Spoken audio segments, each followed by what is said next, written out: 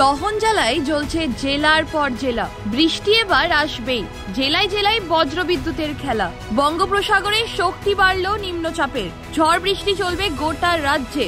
দক্ষিণবঙ্গে মঙ্গলবার পর্যন্ত ঝড় বৃষ্টির সতর্কতা। বজ্রবিদ্যুৎ সহ বৃষ্টির সঙ্গে 30 থেকে 60 কিলোমিটার পর্যন্ত গতিবেগে দমকা ঝড় ও বাতাস বইবে বিভিন্ন জেলায়। বিক্ষিপ্তভাবে 2-1 জায়গায় শিলাবৃষ্টির আশঙ্কাও রয়েছে। পুরুলিয়া, বাঁকুড়া, পশ্চিম মেদিনীপুর, ঝাড়গ্রাম, পশ্চিম বর্ধমান ও হুগলি জেলায় বজ্রবিদ্যুৎ সহ বৃষ্টির সঙ্গে 60 কিলোমিটার পর্যন্ত দমকা ঝড়ো হাওয়া বইতে পারে। কাল বৈশাখীর মতন পরিস্থিতির সম্ভাবনাও রয়েছে। বাকি জেলাতে 40 থেকে 50 কিলোমিটার গতিবেগে দমকা ঝড়ো বাতাসের সঙ্গে বজ্রবিদ্যুৎ সহ বৃষ্টির সতর্কতা।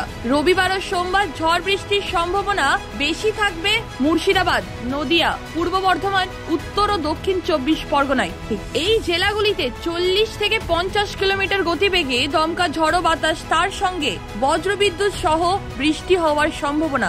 বাকি জেলাতে 30 থেকে 40 কিলোমিটার গতিবেগে দমকা ঝড়ো বাতাস ও বজ্রবিদ্যুৎ সহ বৃষ্টি হতে পারে।